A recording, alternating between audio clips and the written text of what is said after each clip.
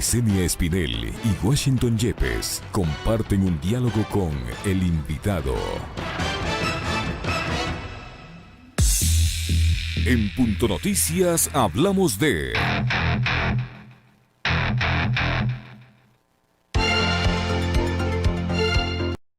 La emergencia sanitaria en el país provocó que se socializaran 4 modalidades de trabajo: teletrabajo, reducción, modificación y suspensión de la jornada laboral, las mismas que han sido aplicadas por varias empresas desde hace más de una semana. Según datos del Ministerio de Trabajo, 253.247 personas trabajan desde su casa. Ellos forman parte de la nómina de 1.238 empresas, entre privadas y públicas e instituciones, que se acogieron al teletrabajo. Y a pesar de que estas personas han cumplido sus jornadas laborales, existe incertidumbre, pues no saben si este fin de mes se realizará el pago normal de sus sueldos. El Ministerio de Trabajo ha dejado a potestad de los empleadores y trabajadores llegar a un acuerdo para este pago.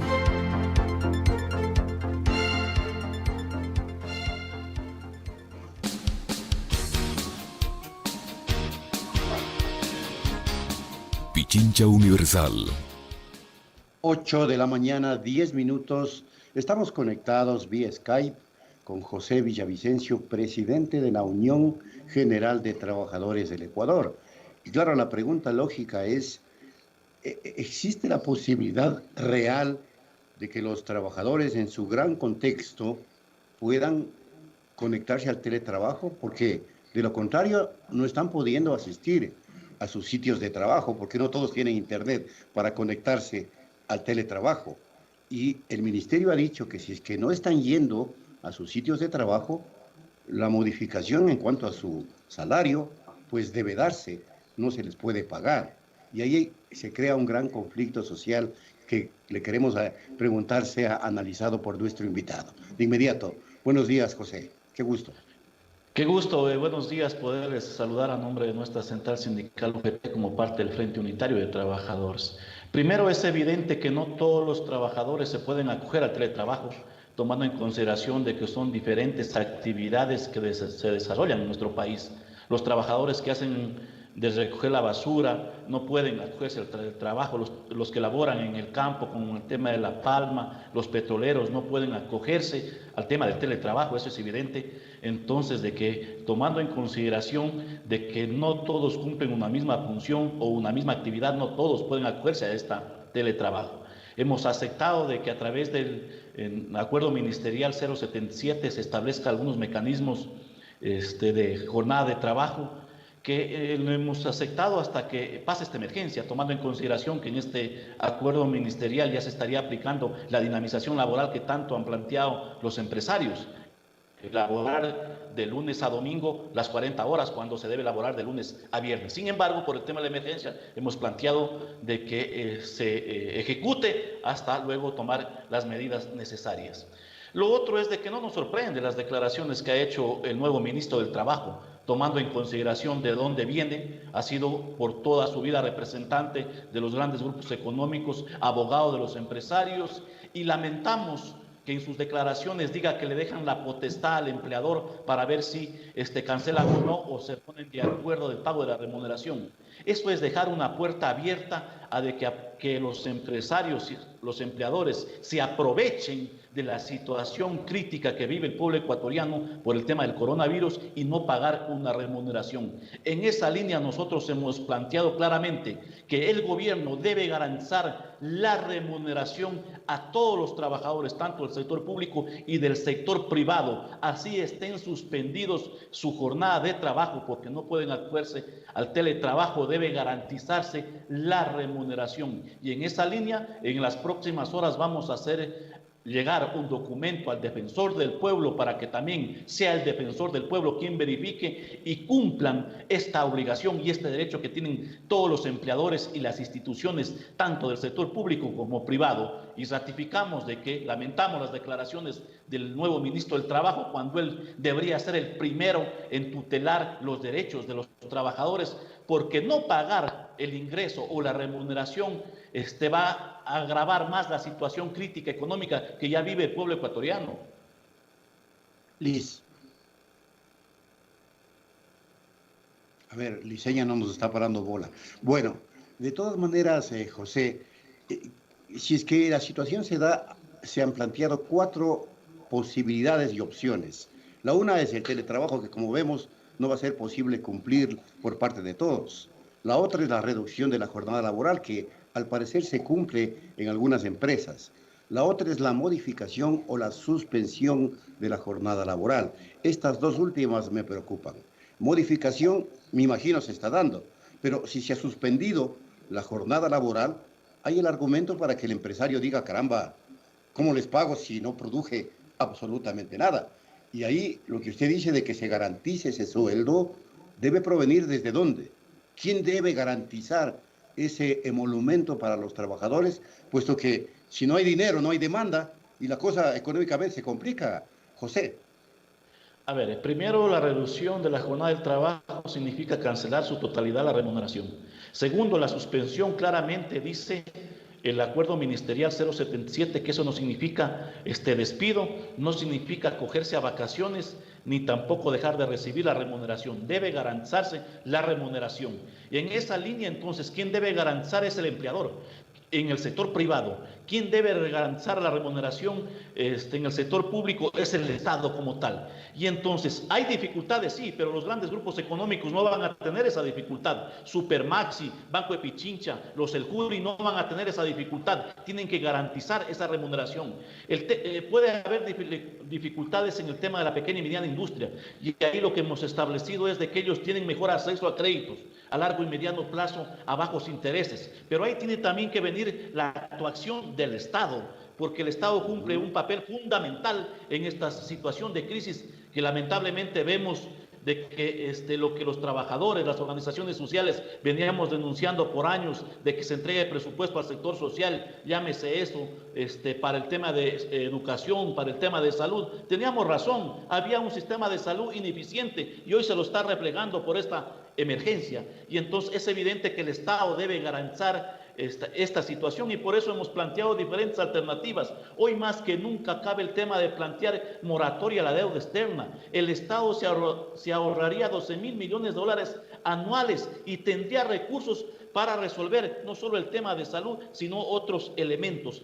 Porque hoy la situación crítica se agudiza sobre todo a esa gente que no tiene un empleo, que está en la desocupación, que vive a diario, y por eso el Estado debe garantizar kits alimentarios, debe garantizar un bono mensual, porque nos obligan a quedarnos en casa, pero no se toma en consideración que de los 5 millones de ecuatorianos de la población económicamente activa, por lo menos 3 millones vive a diario, como son los comerciantes, el betunero, el que vende caramelos en la esquina, y entonces el Estado, el gobierno como tal, debe garantizar. Y hoy las empresas, la banca que se ha beneficiado con más de 600 millones de dólares de ganancias en el 2019, debe entonces arrimar el hombro, debe poner adicionalmente su grano de arena de lo que los trabajadores siempre hemos venido exigiendo. Entonces pasa porque el Estado garantice la remuneración del sector privado y también en el sector público, que es su principal obligación garantizarla. Señor Villavicencio, buenos días. Le saluda Licenia Espinel. Sin embargo, algunas empresas ya aseguran que por la paralización que hemos tenido durante estos días de cuarentena están teniendo problemas de liquidez y podrían llegar al extremo de quebrar, y eso implica el despido de cientos de trabajadores. Por eso ellos proponen esta suspensión parcial de la jornada laboral e incluso la reducción salarial. En estos momentos eso también agravaría directamente la economía de los trabajadores. ¿Qué van a hacer ustedes si esto se concreta? Es evidente de que ellos están aprovechando de la situación crítica. No todos, pero los grandes grupos económicos están aprovechando la situación crítica. Persisten en el tema que es necesario en los actuales momentos hacer las reformas laborales y garantizar la flexibilización laboral, el trabajo por horas. Entonces, ellos no pierden tiempo en desaprovechar la situación crítica que viven los pueblos y en particular nuestro país para seguir persistiendo en el tema de presentar reformas laborales a la Asamblea Legislativa. Nosotros hemos presentado alternativas y no se toma en consideración. Entonces, por eso lo que nosotros planteamos que le corresponde al Estado garantizar la remuneración, tanto en el sector público como en el sector privado. Los grandes grupos económicos deberían extraer ahora los recursos que tienen afuera e invertir en nuestro país. La pequeña y mediana industria tendría que tener las facilidades para acceder a créditos de la banca privada a bajos intereses para cubrir las obligaciones del trabajador, porque no pagar la remuneración significa agudizar la crisis económica. Despedir esto va a llevar a grandes problemas de los que ya tenemos en nuestro país, y entonces estas no son las salidas que se debe plantear en la actualidad, porque ¿qué se plantea? Que el señor Roldán, nosotros lamentamos que diga, no descartamos de que que se suspende el pago en el sector público como lo está haciendo España. Eso sería gravísimo, porque vamos a agudizar la crisis y prefieren pagar la deuda a los multilaterales, la deuda externa, 230 millones de dólares, en vez de hacer moratoria para resolver estos problemas. ¿Qué nos dice el señor Roldán? Lo que pasa es que pagando los 230 millones estamos garantizando pan para hoy y pan para mañana. Ecuatorianos, por Dios, no es así. Lo que nos están garantizando es pan para hoy y miseria y hambre para mañana, porque lamentablemente las decisiones que están tomando no van en resolver el problema sanitario y en los problemas que hoy vive el pueblo ecuatoriano. Y entonces lo que nosotros decimos, se debe garantizar por lo menos el empleo a esa gente que tiene hoy el empleo, garantizar su remuneración, garantizar las utilidades en el sector privado que hoy les corresponde a las empresas pagar en el mes de abril, porque también están planteando suspenderlas aprovechándose de la crisis o de la situación compleja. Se debe garantizar, y es fundamental el rol del Estado, del gobierno, hacer cumplir las obligaciones que en este caso tiene el empleador, porque por otro lado los trabajadores están poniendo en riesgo su vida, las enfermeras, los médicos, los policías, los militares, los trabajadores de Las Palmas, los trabajadores petroleros, los que trabajan en la Pepsi, en la Coca-Cola, que hemos recibido denuncias que no están cumpliendo con la protección adecuada, y entonces es obligación del Estado verificar de que por lo menos se dé la protección adecuada, ya que están poniendo en riesgo su vida. Y para nosotros es importante, y hemos dicho, primero la vida, después la deuda, primero la vida, después tiene que estar por encima el tema económico, que sí es verdad que está afectando, pero no es tan importante como defender la vida de los ecuatorianos en la situación que hoy estamos viviendo. El ministro de Trabajo, señor Villavicencio, ha dicho que una vez que culmine la suspensión, el trabajador deberá recuperar el tiempo no laborado hasta por 3 horas adicionales a la jornada ordinaria y hasta por 4 horas los días sábados. ¿Podría ser este un acuerdo adecuado, aceptable para los trabajadores? Es evidente que sí, cuando planteamos la suspensión en algunas áreas de que no se puede acoger al teletrabajo, de que luego que pase esta emergencia, el empleador y el trabajador deben ponerse de acuerdo. 4 horas diarias adicional que van establecidas en la misma ley, como que si estuviera trabajando 4 horas suplementarias, y también en algunos casos los días sábados, en el marco de solo recuperar el tiempo perdido en el tema de la suspensión por esta emergencia. Y entonces pasa por ponerse de acuerdo. Lo que sí no pasa por ponerse de acuerdo es en el tema de la remuneración. No puede dejar esta puerta abierta, vuelvo y repito, el ministro del Trabajo, que él tendría la obligación de tutelar este derecho fundamental, en vez de decir que le deja la potestad al empleador. Aquí tiene la obligación el empleador de pagar. Lo que sí estamos de acuerdo es de que las partes se pongan de acuerdo en el tema de, luego de esta emergencia, recuperen los días de que no se ha podido laborar por esta emergencia. Señor Villavicencio, en cuanto al aplazamiento del pago de utilidades, esto no tendría sentido, tomando en cuenta que esas utilidades son del ejercicio económico del año anterior y solo se realiza el pago en el mes de abril. Sucede, y muchos empresarios lo hacen, que no pagan el mes de abril, pagan cuando se les ocurre pagar, cuando quieren pagar, pero claro, el cheque cuando a usted le pagan tiene la fecha de abril, aunque le hayan pagado. No tendría sentido que pidan ese aplazamiento, tomando en cuenta que eso ya es un dinero que está, guardado para realizarse el pago en el mes de abril. Lo que se está diciendo por parte de las autoridades es que el registro de ese pago se puede ampliar debido a la emergencia. ¿Usted cree que eso va a terminar ocurriendo, que no se paguen las utilidades? Mire, nosotros lamentaríamos si es que eso ocurre.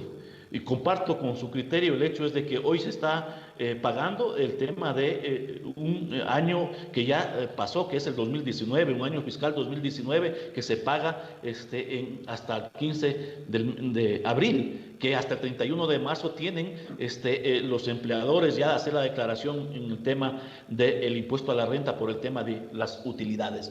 Y entonces, lo lamentable es de que los empleadores o los grandes grupos económicos hagan abuso de la situación crítica para plantear estos elementos, cuando es obligación cumplir con este derecho que es fundamental de los trabajadores del sector privado. Y entonces conocemos de que se le ha entregado por parte de la Cámara de Pequeña Industria, de la Cámara de Comercio, al presidente un documento para que eso ocurra. Esperemos de que eso no lo ejecute el presidente, porque sería gravísimo no pagar las utilidades, suspender el tema del IES que también están planteando y el tema de la flexibilización laboral, 3 aspectos fundamentales en derechos de los trabajadores que quieren violentar aprovechándose de la situación compleja. Si eso ocurre, es evidente que nos tocará tomar medidas. Esperemos de que eso no ocurra, porque vuelvo y repito, sería agravar aún más la situación crítica que ya vive el país en el tema de salud y en el tema económico. Y entonces, como usted bien lo ha dicho, esto es de un periodo fiscal 2019 que hoy le compete al Ministerio del Trabajo hacer cumplir que se pague, y si no se cumple, hay sanciones como establece el mismo Código del Trabajo. Esperemos de que a eso se dedique el nuevo ministro del Trabajo en vez de dejar la puerta abierta para que vulneren derechos de los trabajadores. Una vez superada la crisis de emergencia, que por lo que vemos no va a ser tan rápido, no sé si usted coincida conmigo y Liz también, yo creo que nos vamos en cuarentena siquiera una semana o 15 días más, de acuerdo a las circunstancias. El gobierno lo que dice es que el país va a quedar sumamente golpeado económicamente, y corresponde entonces a los ecuatorianos, a los trabajadores del sector público y privado, eso ha dicho, arrimar el hombro y hacer sacrificios. Y plantea una serie de reformas que van a ser enviadas a la Asamblea Nacional. ¿Van a arrimar ustedes el hombro? ¿Los trabajadores van a arrimar el hombro para sacar adelante al país? El problema es de que no pasa porque solo los trabajadores arrimemos el hombro. Los trabajadores durante toda la vida hemos arrimado el hombro. La pregunta es ¿qué acción adicional está haciendo la banca, los grandes grupos económicos? Y entonces arrimar el hombro para el gobierno es vulnerar los derechos de los trabajadores, afectar al más débil de la relación de dependencia, que en este caso somos los trabajadores. Y entonces nosotros siempre hemos estado predispuestos a arrimar el hombro, pero no se puede seguir afectando derechos únicamente a los trabajadores, al servidor público, cuando hemos planteado alternativas y no se ha tomado en consideración. Y entonces la exigencia para los grandes grupos económicos que deben hoy arrimar el hombro de esas 400 millones de dólares que han tenido de ganancias, la banca 600 millones de dólares en el 2019, ¿y cuál está, qué elemento adicional está tomando? Ninguno. Y entonces es evidente de que tiene que el pueblo ecuatoriano exigir al gobierno de que quienes más se han beneficiado de los últimos 12, 13 años de la economía del país tienen que arrimar el hombro en mejores condiciones. Entonces se debe garantizar la salud, se debe garantizar un kit alimentario para esa gente que hoy no puede salir a vender día a día para subsistir. Se debe garantizar un bono de $100 para los más pobres. Nosotros hemos planteado que se suspenda el pago de agua, luz y teléfono por lo menos por 3 meses, de la misma manera que no se pague los créditos hipotecarios, criografarios por 3 meses más, hasta que la economía se recupere luego de que pase esta pandemia que estamos viviendo los ecuatorianos, que lamentablemente no estábamos preparados para esto, y peor, el sistema de salud por las mismas ineficiencias del mismo gobierno que vive hoy. Y entonces es evidente que nosotros estamos predispuestos a contribuir, pero siempre y cuando los que se han beneficiado de la economía o de la misma crisis, porque crisis hay para unos y no para otros, sean quienes arrimen de mejor manera el hombro en el país. Señor Villavicencio, eso es lo que tiene que ver con los trabajadores que de alguna u otra forma tienen una relación de dependencia. Ustedes tienen tal vez ya cifras y se han producido despidos justo en estos momentos que vivimos la crisis por el coronavirus, por un lado, y por otro, ¿qué pasa con el servicio doméstico, por ejemplo? Hemos recibido muchas llamadas y también a través de redes sociales de personas que se dedican a esta labor y que por obvias razones no pueden hacerlo en estos momentos y simplemente han sido despedidas. Muchas de ellas ya no tienen la rigurosidad que antes había de que tengan los beneficios de ley. Ahora se ha vuelto a esa situación de semiesclavitud, que trabajan por un sueldo acordado entre la patrona y la persona que se dedica al servicio doméstico, y simplemente las han despedido. ¿Ustedes tienen cifras de despidos tal vez? ¿Y qué hacer en el caso del servicio doméstico, por ejemplo? ¿Cómo ellos pueden actuar o reclamar? Mire, es evidente de que aprovechando la situación han habido despidos. Continúan los despidos, pese a que el mismo gobierno lo dijo públicamente de que no se van a dar despidos, de que se va a garantizar el trabajo. Pero sin embargo, las empresas aprovechan de la situación para despedir, tanto en el sector público como en el sector privado. En esta crisis económica, sanitaria que vive el pueblo ecuatoriano, están despidiendo. Y entonces, eso también pasa con el tema de las amas de casa. Y ahí viene el rol fundamental del Ministerio del Trabajo. El principal rol que debe jugar el Ministerio del Trabajo es tutelar los derechos individuales y colectivos de los trabajadores. Y entonces en esa línea se debe garantizar, claro, despido a la empleada porque hoy estoy pasando en casa. Y entonces esto se debe garantizar ese derecho de que si también le dijeron está suspendida, que tienen que pagarle su remuneración, por lo menos el salario básico que en la mayoría ganan en el tema de las empleadas domésticas. Y entonces en este caso debe la persona hacer la renuncia a través de las vías electrónicas que hoy existen, pero el gobierno nacional y a través del Ministerio del Trabajo se debe garantizar. Conocemos que han habido más de 500 denuncias a través de los medios electrónicos de la violación de los derechos. Esperemos de que el Ministerio del Trabajo esté dando seguimiento y que el día de mañana pueda tutelar y reintegrar a esas personas que han sido despedidas en estos momentos de crisis. Ese es el papel fundamental que debe jugar el nuevo ministro del Trabajo.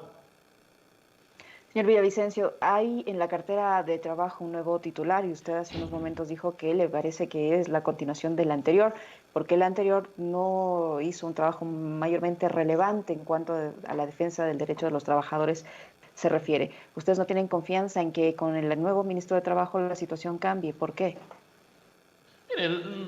Vamos a esperar que termine esta emergencia y luego sentarnos a discutir, pero la confianza no la tenemos porque lo conocemos. Él ha sido un abogado de larga data de los empresarios, estuvo en el Consejo Nacional del Trabajo en el 2016 representando a los empresarios, siempre ha estado a favor de la tercerización y el trabajo por horas, siempre ha estado en contra de la jubilación patronal, y entonces teniendo esas posiciones el nuevo ministro es evidente que no nos da confianza que vaya a actuar en favor de los derechos individuales y colectivos de los trabajadores. Y entonces nosotros estamos exigiéndole al gobierno como tal que debe hacerlo. Hemos entregado nuevamente un documento al presidente Moreno dando a conocer estas inquietudes, y esperemos entonces que terminado esta emergencia nos podamos sentar y plantearle claramente las cosas al nuevo ministro del Trabajo. Pero es evidente que no tenemos confianza por su larga trayectoria de a quien ha representado durante su carrera profesional y también su punto de vista que ha tenido desde el ámbito político. Muy bien, muchas gracias a José Villavicencio, presidente de la Unión General de Trabajadores del Ecuador, parte del Frente Unitario de Trabajadores. El sector laboral se ha pronunciado aquí en Punto Noticias. Gracias, José. Hacemos la pausa y luego vamos a tener un conversatorio interesante con el periodista Orlando Pérez y también nosotros para opinar sobre cómo se ha manejado mediáticamente el estado de emergencia. Ya volvemos. Antes de despedirnos, Guacho, les contamos, amigos, que el primer ministro británico Boris Johnson ha dado positivo a un test de coronavirus. Para que lo sepan, mire, el coronavirus no discrimina. Ahora le tocó el turno al primer ministro británico Boris Johnson. Lamentable, es una información de última hora que se genera a nivel internacional. Vamos ahora sí a la pausa. Así es. Punto Noticias.